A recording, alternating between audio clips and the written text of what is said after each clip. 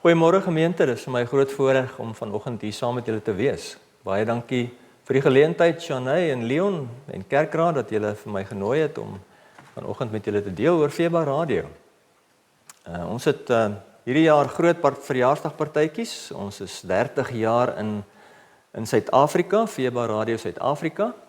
En dan is FEBA Internasionaal is 80 jaar oud rondom die wêreld. So al die lande het ons verjaarsdagpartytjies. In Suid-Afrika is nie 'n uitsondering nie. Ons het partytjie die 30ste Mei in Pretoria vir ondersteuners en dan ook die naweek daarna, die 6de Junie in Kaapstad. So as van u wat hierna kyk en luister, as die familie het in Pretoria of in Kaapstad wat sal belangstel, vertel hulle hiervan en hulle kan gerus vir FEBA Radio kontak vir meer inligting.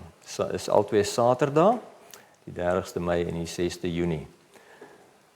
Soos ek gesê het, groot voorreg om weer hier te wees. Ek gaan vandag vir julle aangrypende verhale vertel en vir julle vertel wat die wonderlike dinge wat God in die wêreld doen, wat 'n mens verstom laat staan. Ek kan vir julle stories vertel vandag wat julle sal dink, dit klink vir my 'n bietjie te dik vir 'n daalder.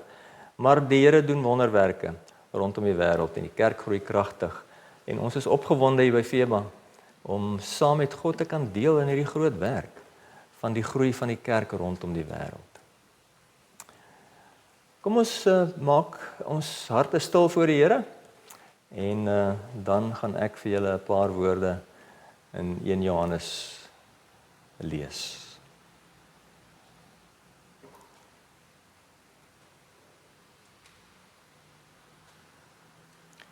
Vader, ons kom vanoggend en ons dankie dat ons in die teenwoordigheid kan wees.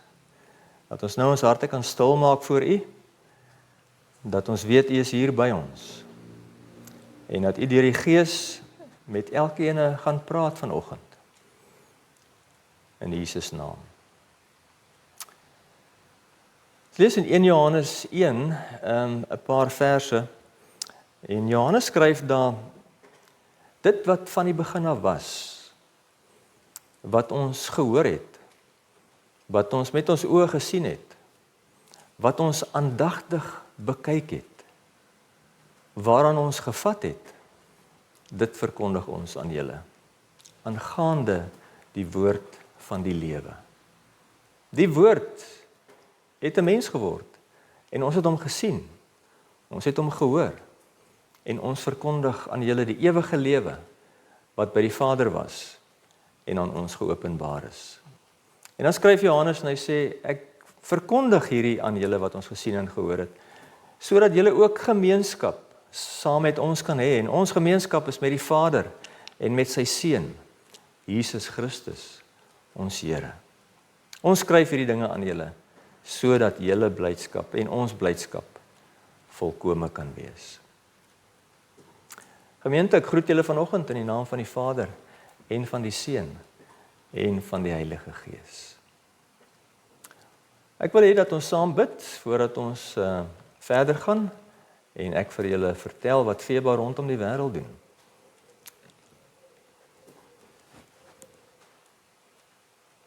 Vader, ons het nou gehoor van die woord van die lewe, wat aan ons geopenbaar is. Die woord wat by die Vader was, wat 'n mens geword het, wat ons gehoor het, sê Johannes, gesien het, aangeraak het. Die ewige lewe wat by die Vader was en aan ons geopenbaar is. Help ons vanoggend, Here, om dit van vooraf nie te verstaan. Help ons vanoggend om ook gemeenskap te hê soos wat Johannes hulle gehad het met U. Dat ons so gemeenskap sal hê met die Vader en met die Seun, met Jesus Christus, deur die werking van die Gees. Maak ons harte oop, maak ons sensitief. Maak ons ore oop om te hoor dit wat U vir ons wil sê vanoggend. Ons gee vir U die toestemming, Here, om met ons te praat. In Jesus naam. Amen. Nou, FEBA Radio Suid-Afrika is hierdie jaar internasionaal 80 jaar oud. En ek het 'n paar skyfies wat ek vir julle wil wys hier. En in die eerste plek sien julle FEBA. FEBA is 'n akroniem wat staan vir Far East Broadcasting Association. En die Far East het 80 jaar gelede sy ontstaan gehad. Met die dat Amerikaanse soldate in die ooste was met die Tweede Wêreldoorlog. En een van hulle, John Brugger, was op 'n Amerikaanse vliegdekskip. En een nag het hy was 'n kapelaan op die skip in die Amerikaanse vloot. En een nag was daar groot gevaar in die area waar die skip was op die see. En hulle het alles afgeskakel, geen ligte op die skepe was toegelaat nie, geen elektroniese goed mag gewerk het nie. En so dit was soos wat hulle in Engels sê 'n blackout gewees as gevolg van die dringende gevaar rondom hulle. En die probleem was daar was 15 vliegtye nog in die lug. En in daai dae was dit maar soos redelik primitief vergeleke met ons vliegtye vandag en tegnologie vandag. Propellervliegtye en die goed moes land op die skip in die donkerte.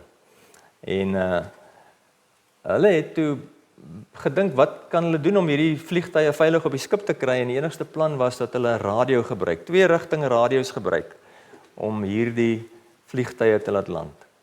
En so het dit toe nou gewerk en hulle het met baie noukeurige radiokommunikasie tussen die vliegtuig en die skip het hulle sowaar elkeen van hierdie 15 vliegtye in die stuk donker veilig laat land op die skip. En toe John Brugger wat op die skip was dit sien, toe dink hy by homself, want wat hom gegrief het was oral waar hulle gekom het in die verre ooste, is daar geen kerke nie, daar's geen Christene nie. Dis baie ander gode en tempels en goed oor die hele wêreld vol, maar geen kerke nie. En hy wat 'n Christen predikant was het gebid daaroor en toe hy sien hoe hulle die vliegtye kan laat land, veilig in hierdie donkerte op die skip. Toe besef hy, maar dan kan ons die radio mos gebruik ook om die evangelie te verkondig. As hierdie radio 'n vliegtuig kan laat land in die donkerte op 'n skip, kan mens verseker die radio gebruik om die evangelie te verkondig aan hierdie honderde miljoene mense in dosyne lande. Ons kan nie sendelinge so intoe stuur nie, dis te veel mense en te groot werk en dit gaan te lank vat. En dis waar die Far East Broadcasting Association, FEBA radio, sy geboorte gekry het. En so in 46 is dit geïnkorporeer in Amerika en so het dit toe nou uitgebrei na 50 lande intussen en in 150, 160 tale wat ons uitsaai. En ons een van ons motto's is dat ons bring Christus aan die wêreld deur die media. Dis wat ons doen. So intussen 50, 80 jaar gelede was dit kortgolf radio wat in China begin het en wat toe China kommunisties word, skuif na die Filippyne toe en van daar af saai ons toe nou uit oor China en die hele Asië in al hulle tale. Maar deesdae het ons nou baie ander tegnologieë. Ons het radio's en ons het audio Bybels en ons saai aanlyn uit en ons het toepassings, apps wat op fone afgelaai word en goed wat afgelaai word van internetbladsye af.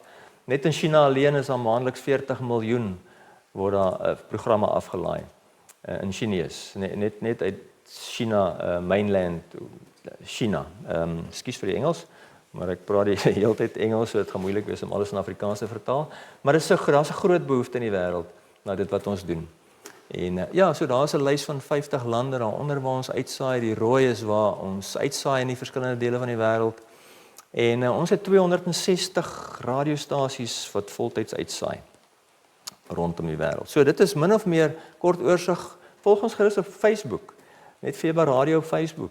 Laai ons toepassing af, ons app van Google Play af. So ook net FEBA Radio. Ons het baie mooi webblad wat jy kan besoek, febaradio.co.za. So dis allerlei maniere waarop jy met ons kan kontak maak en kan sien wat die Here alles doen. Daar is sommer net 'n vinnige fotootjie van ons hoofkantoor in Pretoria, van ons voltydse personeellede, van ons raadslede, dat julle daarom net dink ek is die enigste wat by FEBA werk nie. En maar die eerste vraag wat ek vir julle wil vra is, en dis wat mense ons baie keer vra is radio nog steeds relevant? Want as ek met my seuns praat, wat 30 en 33 jaar oud is, dan is hulle kan nie glo mense luister nog radio nie, want hulle doen alles aanlyn en op toepassings. En maar in groot dele van die wêreld waar die kerk klein is en daar baie sensorskap is en allerlei sulke goed en armoede, is radio nog baie belangrik. So in Afrika is internet nie baie goed nie, en veral in die lande waar ons werk, soos in Sudan en Mali en Chad en Niger en Ethiopië en sulke tipe plekke, is die internet baie skraps. Daar word ook die internet en die lande het ook 'n manier om die internet te beperk en af te skakel, soos in China byvoorbeeld ook. Maar dis sulke plekke waar radio baie belangrik is. Radio oorskry die grense van sensorskap. Baie moeilik om 'n radiosein te keer. Jy kan dit doen, maar dit is nie so maklik nie. Jy het baie sterk senders nodig en goeie tegnologie. En Sudan kan dit nie doen nie. En selfs China sukkel daarmee. Radio oorskry die grense van armoede, want jy het nie data nodig nie, jy het nie 'n selfoon nodig nie, jy het net 'n radio nodig. En dit voorsien ons by die duisende elke jaar in al die lande waar ons werk aan mense gratis. So hulle het nie 'n subskripsie nodig van enige aard nie. Hulle kan net die radio aanskakel en daar's die radiosein hulle kan luister. En dan radio oorskry die grense van ongeletterdheid, want 50% van die mense in Afrika kan nie lees of skryf nie. Veral van die ouer mense. En die radio is, hulle kan daarna luister. Hulle hoef niks te lees nie, al gee vir hom 'n Bybel in die hand, kan hy nog steeds nie die Bybel lees nie, maar hy kan luister na die radio, hy kan die radio aanskakel en die evangelie hoor. En so radio is nog vir ons baie belangrik in groot dele van die wêreld. En ons het groot vrug op die radio-uitsendings. Miljoene mense elke jaar. Ons tel hier by 10 miljoen plus elke jaar mense wat reageer op ons uitsendings. In hierdie mees geslote, mees vervolgde lande waar die kerk baie klein is en swaar kry, kry ons hierdie groot respons van mense op ons uitsendings. Daar is een van ons omroepers in Afrika. Dis die tipe radio's, audio-bybels wat ons uitdeel. By die duisende, daar is nou, soos ons hier staan, is daar 2500 op pad na Sudan, wat gratis in dorpies, villages uitgedeel gaan word. Daardie is 'n radio-audio-bybel kombinasie, so hy het die Bybel op in hulle eie tale, gewoonlik meer as een taal, en dan is dit 'n radio ook. So hy kombineer. Voorheen moes ons 'n radio en 'n audio-bybel koop. Nou koop ons net daai een toestel en ons kan beide doen. So groot respons. Dit is tipies wat gebeur in Afrika byvoorbeeld. Dis 'n luisterklub. En van hulle het ons 23.500 in Malawi van hierdie luisterklubs met elkeen soveel lede kan jy maar sê. Enigiets van 5 tot 50 lede. So dit is honderde duisende mense wat in luisterklubs na ons uitsendings luister. So wat gebeur is, hulle het hierdie radio-audio Bybeltjie en dan kom hulle in die aande as hulle klaar gewerk het by mekaar in 'n groep en dan luister hulle saam na die uitsendings. En so hoor die mense wat meestal moslim is in Afrika, na wie ons uitsaai, hoor hulle die evangelie en leer van Christus en word hulle volgelinge van Jesus. Hierdie is in Malawi. Ons het ook dieselfde tipe groepe in Tanzanië, Zambië, ons het 5000 van hierdie groepe in Mosambiek, ons het in die Sahel, dis nou die Mali en Niger en Chad en so aan van die wêreld het ons dieselfde ding, dis in Eurasië ook. So dit werk baie goed in sekere lande, hierdie luisterklub model. Hierdie is 'n videoetjie wat ek vir julle graag wil wys, wat sommer vir julle vinnige oorsig gee van wat gebeur in die wêreld.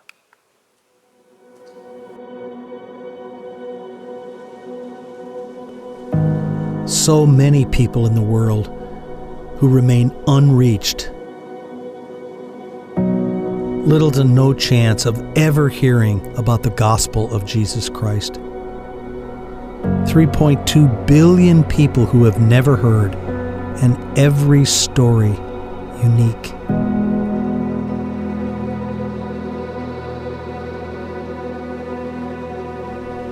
Tan, a cashew farmer in one of the world's 5 remaining communist countries, a wonderful man with a kind heart and a beautiful smile.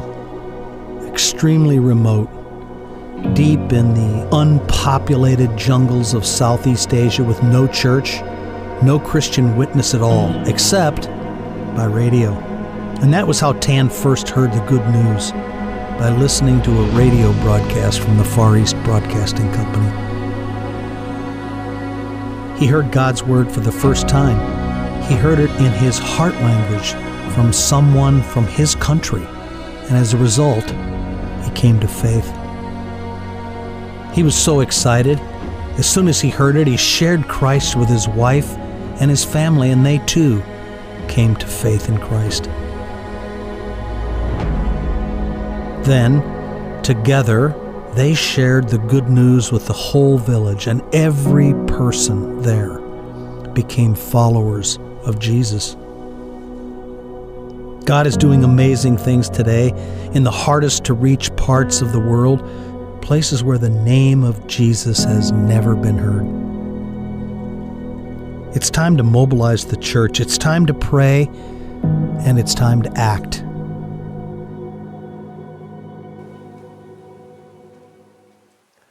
So daar is 'n interessante verhaal van Tan, wat in Vietnam is hy 'n boer, en so dit is hoe hy Jesus leer ken. Dit is deur die radio, eenvoudige radiootjie, goedkoop radiootjie, wat hy net kon instel, en daar hoor hy die evangelie.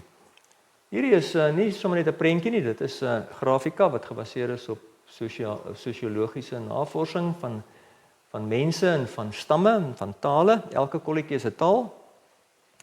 En so 7500 tale in die wêreld. En die Bybel is vertaal in 10% daarvan. 750, die hele Bybel, Ou en Nuwe Testamente. Daar's meer stukkies van die Bybel vertaal, soos die Evangelie van Lukas of so iets, in meer tale, dan kom ons so by 2500 uit, van die 7500.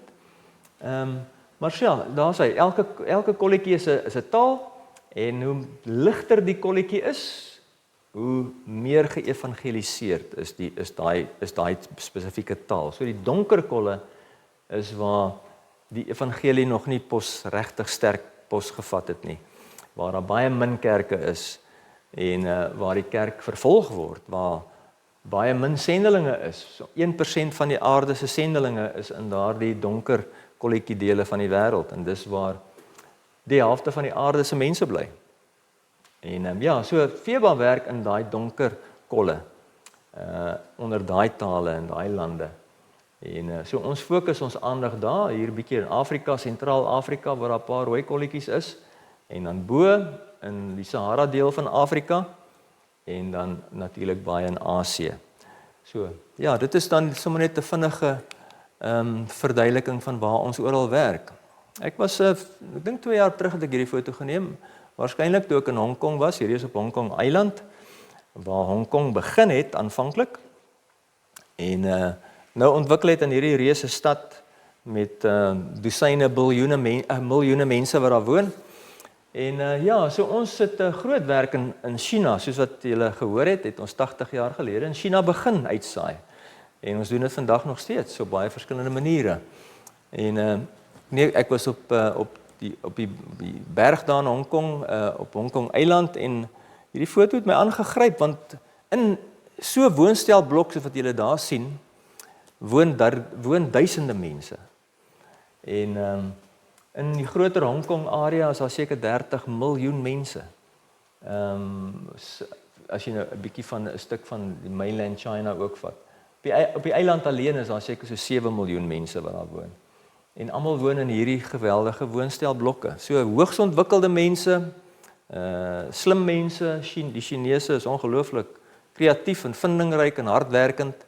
En dis hoekom hulle so magtig word in die wêreld en al hoe magtiger word en 'n belangriker rol in die wêreld speel.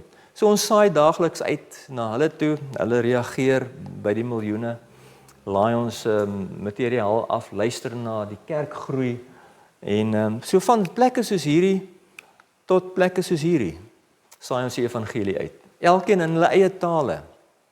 Hierdie is Sudan, dis sommer daar by ons radiostasie in Sudan is hierdie afgeneem. Dis hoe die mense van Sudan lewe. Totaal anders as die mense van Hong Kong. Onontwikkeld, ongeletterd, kan nie lees nie, bestaansboere, en hulle leef van die hand aan die mond elke dag. Daar's nie lopende water nie, behalwe riviere, daar's nie internet nie, daar's nie selfoon opvangs nie. So verlede jaar toe ek daar was om ons nuwe radiostasie te open, my selfoon is 'n kamera. Ek kan niks met hom doen nie. Tensy ek eers by 'n winkeltjie kom wat Starlink het en dan kan ek gou 'n paar WhatsApps vir iemand stuur. Maar dit is dit. Dis onontwikkeld, baie primitief, steentydperk mense wat daar woon. En ons saai vir hulle ook uit. So dis die rykwyte van Feba en hoe groot die werk is. Maar as jy nou in die wêreld kom, en ek het dit nie geweet toe ek nog in die gemeente was nie, ek het altyd gedink mense is nie in God, stel nie in God belang nie, tot ek in die wêreld gekom het, ander dele van die wêreld gekom het. En gesien het dat mense is obsessief oor God, obsessief godsdienstig. Oral waar jy kom, maak nie saak waar dit is nie, is daar gode. Dit is soos the war of the gods, as jy by Suid-Afrika se grense deurgaan, en jy kom in Afrika en in Asië. So Star Wars, dit is net gode en afgode en beelde oral waar jy kom. Hierso in China is the Golden Mother 'n groot treffer. Hulle aanbid haar met groot passie. Die koningin van die see, Queen of the Sea, is baie groot in Taiwan. Hulle het 'n groot toewyding aan haar in Taiwan en tempels.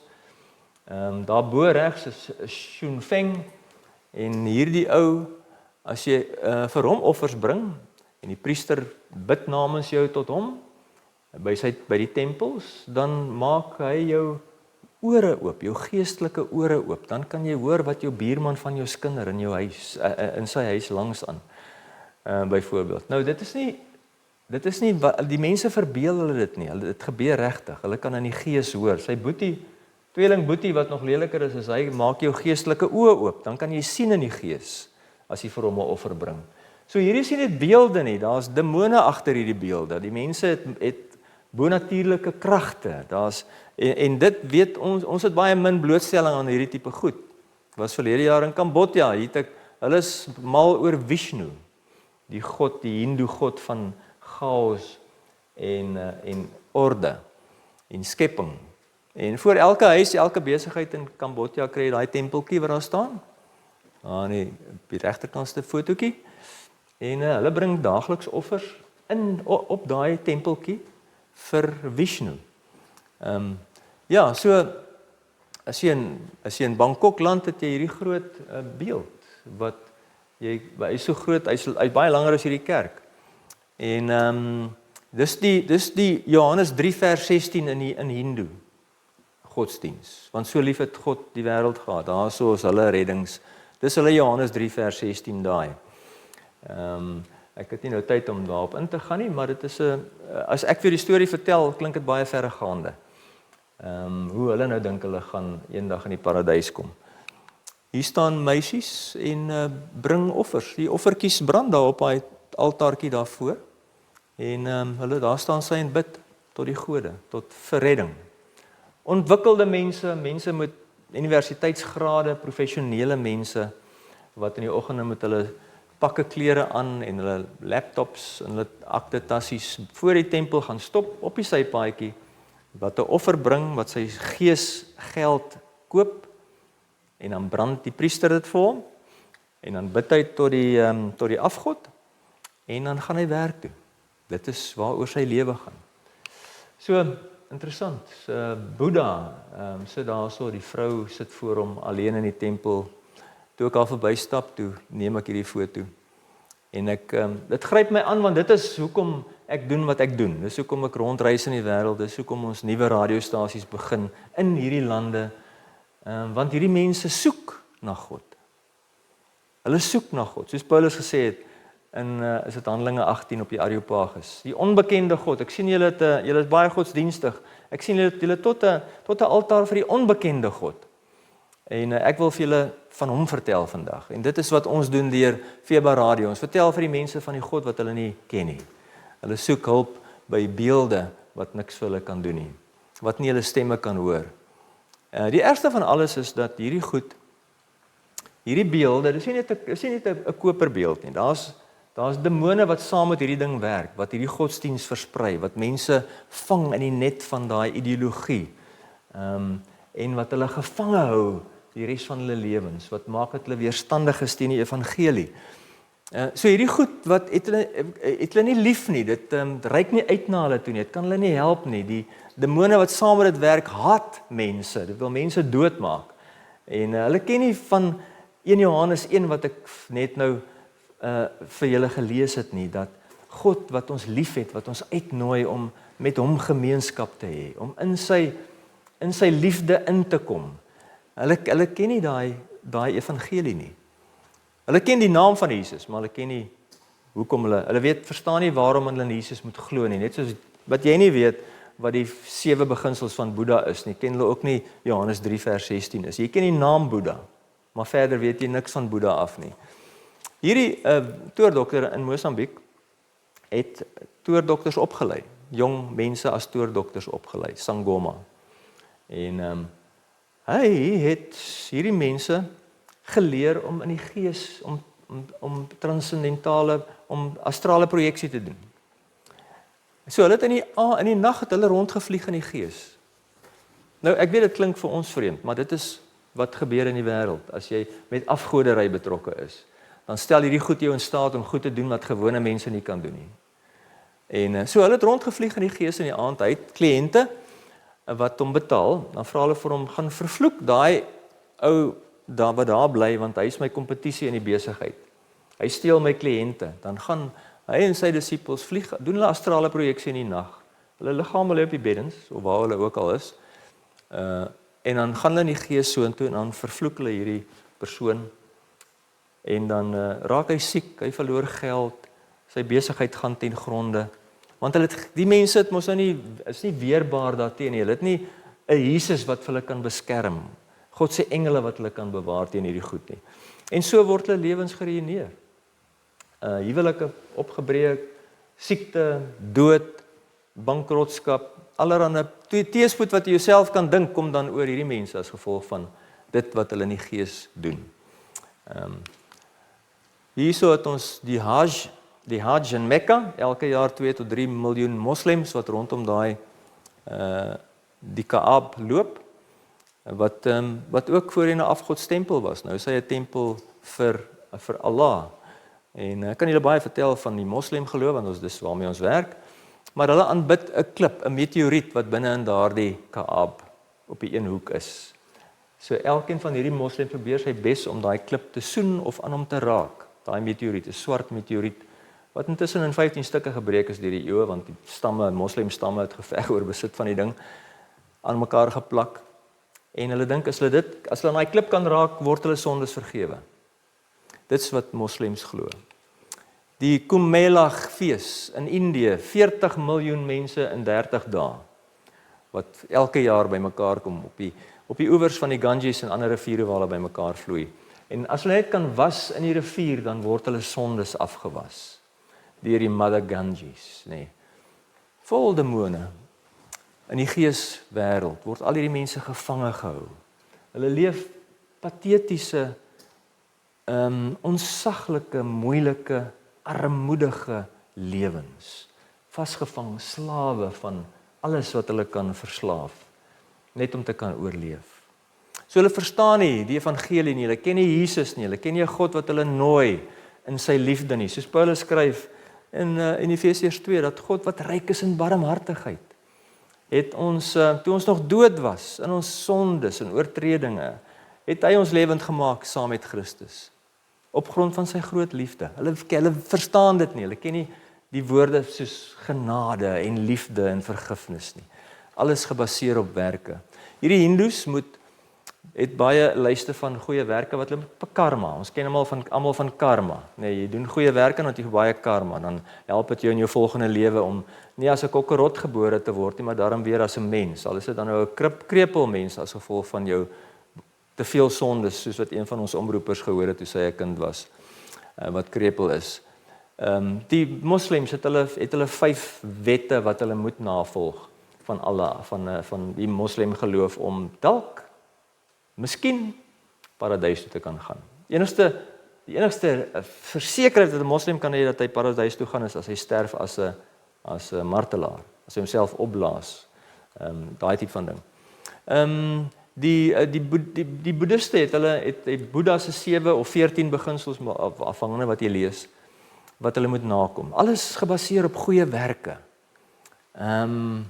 Ek praat met Christene, dan vra ek, en hoe is jou saak met die Here? Ek ken jy hom? Dan sê hulle, wel, sal die hemel toe gaan. Wel, ek is 'n goeie mens, ek doen nie te sleg nie. Ek hoor dit in die kerk. Dis presies wat die heidene glo in die wêreld, goeie werke. Ons word deur goeie werke gered. So die evangelie is die lynreg die teenoorgestelde daarvan. Ek gaan lees vir julle, saam met julle, in Lukas 18, waar Jesus 'n gelykenis vertel, wat hierdie waarheid baie mooi illustreer. Van vers 9 af. Daar staan met die oog op mense wat seker was dat hulle eie saak met God reg is. En wat op ander neergesien het Jesus hierdie gelykenis vertel. 2 mense het na die tempel toe gegaan om te bid. Die een was 'n fariseer, die ander een 'n tollenaar. Die fariseer het gaan staan en by homself so gebid. O God, ek dank U dat ek nie soos ander mense is nie. Diewe, bedrieërs, egbreekers, en ook nie soos hierdie tollenaar nie. Ek vas 2 keer 'n week, en ek gee 10de van my hele inkomste.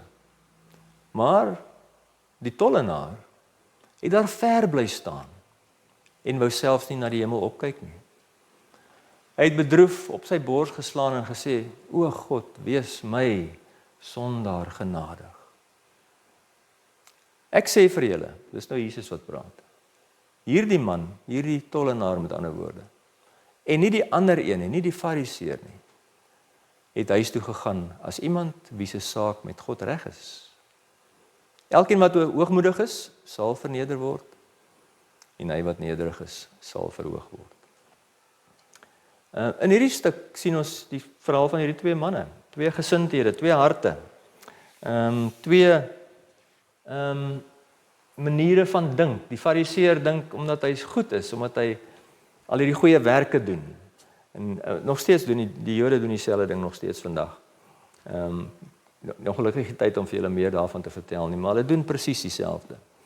Hulle word deur hulle tzaddik gered, deur hulle goeie werke, werke van geregtigheid. Hy sê, die fariseer sê, ek bid en ek gee my 10de, ek is nie so sleg soos hierdie ou nie. Die tollenaar was die spreekwoordelike sondaar van die Bybelse tyd. Omdat hulle baie keer skelm was en geld gesteel het. En die Jode, almal het hulle gehaat, want hulle het vir die Romeine gewerk. Ek sê so sleg soos hierdie ou nie. Die tollenaar staan daar en hy besef, ek het niks om vir God te bring nie. Ek het nie goeie werke nie. Ek het 'n slegte reputasie. Ek het niks om op te roem nie. Die fariseer met sy grandklere aan en al sy tosseltjies wat elkeen van hulle verteenwoordig 'n wet wat hy bemeester het van die 613 wette wat fariseërs moes bemeester. Hy het met sy kleed met al die tosseltjies aan sê hy dink weer hy gaan die Nobelprys vir godsdienstigheid wen. As hy in die hemel eendag aankom, dan gaan almal hande klap en hulle gaan sê, "Wow, hierso is fariseer so en so, hy was die beste wat jy kan kry." Ons is so bly dat hy kom vereer ons met sy teenwoordigheid hier in die hemel. Dis wat die fariseer dink. Die tollenaar weet hy gaan dit nie maak nie. En nou baie keer, soos ek gesê het, praat ek met Christene en dan hoor ek hulle sê dieselfde ding. Hulle soos die tollenaar, hulle sê wel, ek glo ek is nie so sleg nie. Ek sal hemel toe gaan. Ek het in Hindu taal het ek genoeg karma. Of in Boeddha se taal ek kry ek daarom reg om die helfte van sy 7 of 14 beginsels na te kom. Of in Moslem taal het ek daarom van die 5 wette van Islam onderhou. En so goeie werke, en Jesus sê dat die goeie werke doen niks. Maak nie saak of jy goed is nie. Dit gaan jou nie in die hemel bring nie. Die tollenaar wat nie goed was nie, hy gaan hemel toe, sê Jesus op grond van hierdie gelykenis. En dit is die belangrikheid van die evangelie. Dit is wat ons so sien in die wêreld. Is dat dit gaan nie oor die probleem is nie goed nie. Die probleem is nie dat ons nie goed genoeg is nie. Dis nie die probleem wat die skeiding bring tussen ons en God nie, wat die kloof tussen ons en God bring nie. Dit wat die kloof tussen ons en God bring is sonde. Dis die dood. Ons word in sonde of in die dood gebore en ontvang. Ons word geskei van God word ons gebore. Dis 'n kwalitatiewe verskil tussen ons en God. Dis nie kwantitatief nie. Ons kan nie hierdie kloof tussen ons en God met goeie werke steentjie vir steentjie bou en 'n brug bou en by God uitkom nie. Dit gaan nie, dis nie die oorsaak van die probleem nie. Die oorsaak van die probleem is ons is dood, geestelik dood en net God kan ons lewendig maak. Net die opstanding van Jesus, die kruis van Jesus, die gees van Jesus wat in ons inkom, maak ons lewend en red ons, kwalifiseer ons om hemel toe te gaan, om by hom vir ewig te kan wees. So goed doen ons as ons so lewend geword is, soos wat Paulus skryf, dat God wat ryk is in barmhartigheid is, toe ons dood was, het hy ons lewend gemaak. Hy het nie ons net goed gemaak nie, hy het ons lewend gemaak, op grond van sy liefde. En dan gaan hy verder en hy sê, dit is nie deur goeie werke nie, sodat niemand kan roem nie, dis deur die geloof. En selfs hierdie geloof is 'n gawe, sê Paulus. So, nie goeie werke nie, geloof in Christus, wat die prys betaal het. So daar's net een ding in die hele heelal, wat die kloof tussen ons en God oorbrug, en dis die dood van Christus, die opstanding, die kruis. Jy loop oor die kruis na God toe. Deur Christus loop jy na God toe. Niks anders nie. En dan is ons goed aan die ander kant, as ons by God uitgekom het. Dan help hy ons deur sy gees, om in dankbaarheid goed te wees, om mense te help, en God se werk te doen op die aarde. So dit is belangrik vir jou, om ook die saak uit te maak by jouself, in jou eie hart. Waarom dink jy gaan jy hemel toe? Omdat jy goed is, dan probeer jy soos die moslems, of die hindoes, of die boeddhiste, by God uitkom. Die enigste regte antwoord is die kruis van Jesus, dat ek Jesus aangeneem het, soos Johannes 1 vers 12 en 13 sê. Elkeen wat hom aangeneem het, aan hulle het hy die krag, mag, reg gegee, om kinders van God te word. So, ek wil jou aanmoedig, doen dit, want dit is die enigste sekerheid wat ons het, is die kruis van Christus, sy bloed, wat ons skoon was. Ons werk in Oekraïne, ons het 10 radiostasies in Oekraïne. 3 is vernietig, 7 bestaan nog in die oorlog. So ek wil tog vir julle vra dat julle vir Oekraïne sal bid. Ek het net verlede week het ek met van ons Oekraïners kontak gemaak toe ek in Kazakhstan was, net verlede week. En hulle is moedeloos met die oorlog. Hulle kry baie swaar. Die Oekraïners, die kerk het geweldig gegroei in Oekraïne as gevolg van die oorlog, want mense is desperaat om God te vind, want die missiele vlieg oor hulle koppe en hulle bure word doodgemaak met die bomme wat bars, reg langs hulle, of ander kant die straat, of ander kant die stad. So, bid asseblief vir Oekraïne, gaan baie swaar. Dear friends, I'm right now in Vinnytsia city. I was running from Kiev, and my dear FEBC family, you can hear right now sirens. I was thinking that's here more safe place, but no, and we are going with my friends, with the families to a shelter, and later I will meet with you. These sirens is because of TV station, I don't know how to call, and they wanna attack us. Dear friends, pray for us.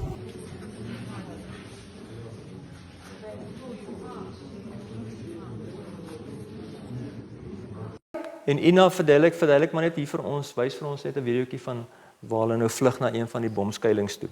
Ons het beradingsspanne in die Oekraïne, en hier's een van hulle, wat die honderde oproepe wat ons elke dag kry, moet beantwoord, wat mense moet help, wat hysteries is, wat na hulp soek. Ons reik uit onder die soldate, daar's Yevgeny wat onder die soldate uitreik, en hulle help en bemoedig. So bid asseblief vir Oekraïne. Dan wil ek ook hê ons moet bid vir plekke soos Malawi, waar Christene aangerand word as hulle waar moslems aangerand word as hulle Christene word. Dis wat gebeur in Malawi as jy 'n Christen word, as jy 'n moslim was. Sy sien een met die geel, wat daar staan, tweede van links af, wat daar aangerand is deur haar mede moslems in die dorpie. Hulle word uitgejaag uit die dorpies uit, dan bly hulle saam in sulke kommunes. In Malawi, wat veronderstel is om 'n vriendelike plek te wees. En dan bedien ons hulle luister na ons radio-uitsendings en ons besoek hulle. So dis Malawi, bid vir Oekraïne, bid vir Malawi, vir die Christene, vir die kerk, Hier's Mosambiek, ons weet van Mosambiek, Noordoos Mosambiek, waar Al-Shabaab die mense terroriseer. Ons het 'n radiostasie reg in die middel daarvan, Radio Nuru in Makumia, op die kus.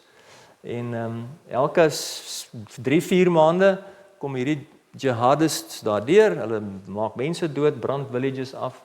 Ons sluit ons stasie, almal vlug, en dan so 2 weke later dan kom al ons omroepers weer terug, skakel die stasie aan, en dan saai ons die evangelie weer verder uit. Dis hoe Radio Nuru lyk, 'n pragtige omgewing. En so hartseer dat al die goed daar plaasvind. Daar's van ons omroepers by Radio Nuru. In Mosambiek het ons 7 stasies, en hierdie is een van hulle. Nou ons saai baie uit in die Sahel gedeelte van Afrika. Die Sahel deel is daai groot breë deel van Afrika. En so ons het 'n stasie in Mali, Niger, Chad, Sudan. Ons saai uit in Ethiopië en Eritrea ook. En ek wil tog hê dat julle bid vir hierdie deel van die wêreld. Dis die plek wat deurloop onder jihadists wat baie swaar kry. Daar word mense gedoop. Hierdie is nou alles moslems wat tot bekering kom en dan word hulle gedoop as volwassenes en hulle doop hulle sommer daar in die riviere. Living Hope Radio is ons nuutste stasie wat ons in Sudan begin het net verlede jaar. En julle ken almal Sudan, dis nou nie Suid-Sudan nie, dit is Noord-Sudan, Moslem Sudan. En die Here het ons gehelp om 'n stasie daar te begin. En dis hoe Sudan lyk, dis die Nuba Berge waar ons stasie is. En dis die oorlog. Baie swaar kindertjies en vroue en ou mense kry baie swaar in hierdie oorlog. Daarso is sommer net naby ons stasie afgeneem. En dis hoe van die mense lyk daar, wat daar bly in daai tipiese hutte rondom ons stasie. Ongeletterde mense. En ons het hierdie stasie gebou, alles van Nairobi af aangery met trokke. En die stasie begin bou daar, klaargemaak. En verlede jaar het ons die stasie ingewy. So het ons gevlieg soontoe, dis nie 'n pad nie, is eintlik maar net 'n spoor wat jy kry, jy ry maar die spoor wat vir jou die mees rybaarste lyk. 300 km 12 ure met 'n 4x4 saam met al die vasval en so aan. En ja, sulke Olimpiese grootte spoele wat jy moet deurry, swembaddens wat jy moet deurry om daar uit te kom. Ja, lekker modderpaaie. Daar het ons weer vasgesit. Maar ons het die stasie aangeskakel, klaar gebou, aangeskakel en tipies Afrika-styl het ons geëet en gedans en gesing en die stasie saai uit. Eerste, enigste evangeliese radiostasie in die geskiedenis van Sudan, in die geskiedenis van die land wat Feba Radio daar gebou het en wat die evangelie uitsaai aan miljoene mense in die Nuba Berge. Daar is die studio en ja, so dis kortliks. Feba doen nog baie meer as dit, maar dis kortliks vinnige oorsig van wat ons doen van sommer belangrike plekke. Maar ek wil graag hê dat julle moet bid. Dis hoekom ek hierdie vir julle gewys het. Bid vir Oekraïne, wat swaar kry onder die oorlog, waar 7000 mense elke week gaan dood in die oorlog, in die Oekraïne, elke week, vir die afgelope 4 jaar, gemiddeld. Bid vir ons stasies, bid vir ons personeel, vir hulle veiligheid in die Oekraïne. Bid dat die kerk nog meer sal groei in die Oekraïne. Ons bid vir Malawi, waar Christene vervolg word, in Mosambiek, waar hulle vervolg word. In die hele Sahel gedeelte van Afrika, dis daai Sahara deel van Afrika, waar Christene vervolg word, erg vervolg word. Net in hierdie week is ons stasie in die omgewing van ons stasie is daar aanvalle, is daar mense dood in die oorlog. Ons omroepers het gevlug. Net ons stasiebestuurder, hy is braaf, hy het agtergebly, ek het vanoggend weer met hom kontak gehad. En die stasie saai uit. So in hierdie onstabiele, gevaarlike dele van die wêreld is daar brawe omroepers wat deur God geroep is en wat ondanks die gevaar hulle mense wil bereik met die evangelie, want hulle weet en hulle glo, hulle het dit self ervaar, hulle was voorheen moslems, hulle verstaan dat net Jesus is die weg, die waarheid en die lewe. So kom ons bid vir hierdie lande, ons bid vir die Christene in hierdie lande, vir die kerk in hierdie lande wat baie klein is, wat swaar kry, dat die Here nog kragtiger sal werk en nog meer mense na hom toe sal trek. Baie dankie, ek waardeer dit dat u saam met ons gaan wees, saam met ons gaan staan en gaan gerus na ons webblad toe. volg ons op Facebook en die tipe van plekke en kyk wat ons doen en bid saam met ons, soveel as jy kan. Kom ons bid saam.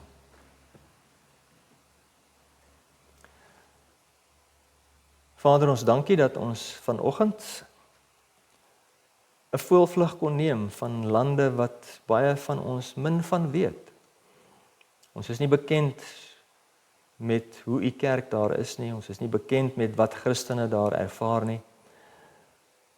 Ek bid dat u vir ons elkeen 'n passie in ons harte sal gee, om te bid vir hierdie mense, vir ons broers en susters. Hulle lyk dalk nie soos ons nie, hulle praat nie soos ons nie, hulle praat ander tale, hulle leef anders as ons, maar hulle glo ook in u. Hulle glo dat u hulle sondes vergewe het, waar hulle voorheen hard gewerk het, om dalk in die paradys te kom. Het hulle die genade van Jesus en die liefde van God ervaar. Het hulle die kruis verstaan, die krag van die kruis en die bloed van die lam in hulle lewens aanvaar. En is hulle nuut gemaak, lewend gemaak, vrygemaak. Doen dit met ons ook, Here. Bevry ons, maak ons lewend. Praat met ons deur die Gees. Gebruik ons verder in ons lewens om u te dien, om te bid vir die kerk, om die kerk te ondersteun in hierdie dele van die wêreld. En in ons eie lewens uit te reik na waar ons ook al is, rondom ons bure, waar ons ook al kom, dat ons sal uitreik na ons medemens, ons naaste, en hulle ook vertel van hierdie goeie nuus van die evangelie, waarvan ons in die Bybel lees. Ons bid al hierdie dinge in Jesus naam. Amen. Die genade van ons Here Jesus Christus, die liefde van God en die gemeenskap van die Heilige Gees wees met julle elkeen. Amen. Kom ons kyk na die afkondigings van die NG Kerk Groot Brakrivier vir die week 10 tot 17 Mei 2026. Wat Sondag 10 Mei betref, daar is Leefkerk vanaand onder leiding van Dr. Yuri Vermeulen.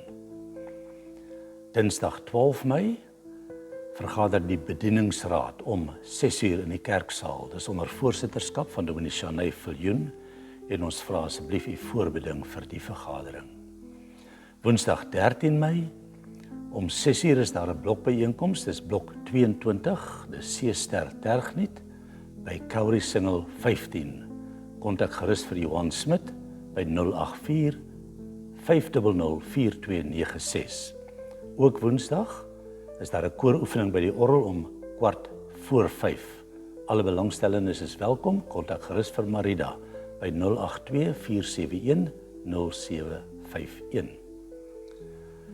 Dan vier die NG Kerk Groot Brakrivier ook Hemelvaart op donderdag 14 Mei 2026. Dit is in die vorm van 'n aanddiens om 6:00. Dit word gelei deur Dominee Leon Cronje. Sy teks kom uit Lukas 24 vanaf vers 44 tot 53 en die tema is die geskenke van Jesus se hemelvaart. Kom ons kyk na Sondag 17 Mei. Die erediens om 9:00 word gelei deur Dominee Shanay Viljoen. Daar is geen kleuterkerk nie, maar ouers is welkom om saam met die kinders in die konsistorie bymekaar te kom. Daar is wel kategese. Die deuroffer tydens Pinkster gaan vir die Bybelgenootskap. Tee sal bedien word in die kerksaal na afloop van die erediens.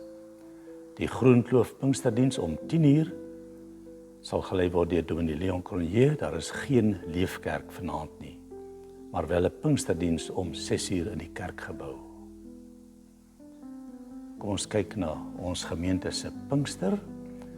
Die oorhoofse tema is Kom Skeppergees. Elke oggend 'n oggenddiens om 10:00 by Groenkloof en 'n aanddiens dis om 10:00 en die aanddiens sal om 6:00 in die kerkgebou wees. Dit word gelei deur Dominee Leon Cronje. Sondag 17 Mei is sy tema Geesbewus. Maandag 18 Mei Geesbeheer. Dinsdag 19 Mei Geeskrag. Woensdag 20 Mei Geesleiding en donderdag 21 Mei Geesvorming. Kom reis gerus saam terwyl ons saam dink oor wat dit beteken om as gelowiges in afhanklikheid van die Heilige Gees te leef. Daar sal sop na die aanddiens in die kerksaal bedien word. Neem ook kennis. Ons herinner u solank dat die eredienstye skuif na 10:00 tydens die maande van Junie, Julie en Augustus. Wat die Bybelblokraai betref, Bybelblokraai en Bybelwoordsoek nommer 33, asook die antwoorde vir nommer 32, is beskikbaar in die voorportaal en by die traliehek van die kerkkantoor. Ons kyk na die bedieninge, die eienoomsbediening, sê baie dankie vir die geduld met die stukkende plafon, die foutopsporing is nou afgehandel en 'n kontrakteur is aangestel en ons hoop om die herstelwerk binnekort af te handel. Neem ook kennis van die gemeentefees. Hulle wil graag in hierdie tyd die bedank vir al die harde werk tydens die gemeentefees. Hulle is ook dankbaar vir elke bydrae en ons lof en dank aan die Here Jesus ons Here. Die NG Kerk Groot Brakrivier nooi u uit na 'n ontbyt en geleentheid vir saamgesels oor die onrus in ons wêreld. Die oorhoofse tema is 'n seisoen van konflik, 'n seisoen van geleenthede. Dit vind plaas op 30 Mei 2026. Dis in die NG Kerksaal 8:30 vir 9:00. Die koste is R75 per persoon. Die spreker is Mike Bernard. Mike was 25 jaar betrokke by Geopende Deure. Tans is hy by Dialogos as sendingkonsultant en analitiese strateeg werksaam. Hy is ook die stigter van In Context International. Dis 'n mediabediening wat wêreldgebeure vanuit 'n koninkryksperspektief interpreteer. Antwoord asseblief teen 22 Mei 2026. Kontak gerus die kerkkantoor vir enige navrae by 044 620 2205. FEMA Radio SA vra dat ons die week sal bid vir FEMA Internasionaal. En ons gebed vir die week is, ons bid dat FEMA Internasionaal sal aanhou om hulle opdrag ywerig te gehoorsaam en dat luisteraars ware disippels van Christus sal word. Kom ons kyk na die webwerf, dis baie maklik, nggrootbrak.co.za wat 10 Mei 2026 betref. Eerstens die erediensbediening. Kry gerus die skakel na die YouTube erediens van 10 Mei 2026. Dit word gelei deur Dr. Yuri Vermeulen. Tweedens die getuienisbediening. Die nuutste nuusbrief van Lenet uit Madagaskar is beskikbaar, as ook 'n nuusflits uit Japan, waar die Christelike Gereformeerde Kerk in Japan 80 word. Derdens die Bybelstudiereekse. Daar is Skep Asem vir vandag, dis 'n heerlike positiewe begin vir elke dag. En dan ook die weeklikse stof tot nadenke met die tema die Here se seën. Vierdens gebeentenuus. Bybelblokraai en woordsoek nommer 33 is beskikbaar op die webtuiste en ook 'n kort artikel en foto's van die gemeentefees van 2 Mei 2026. En laastens die weeklikse afkondigings, asook lief en leed, is op die webtuiste indien u wil seker maak van enigiets. Ons leraars is Dominee Shanay Viljoen en Dominee Leon Cronje.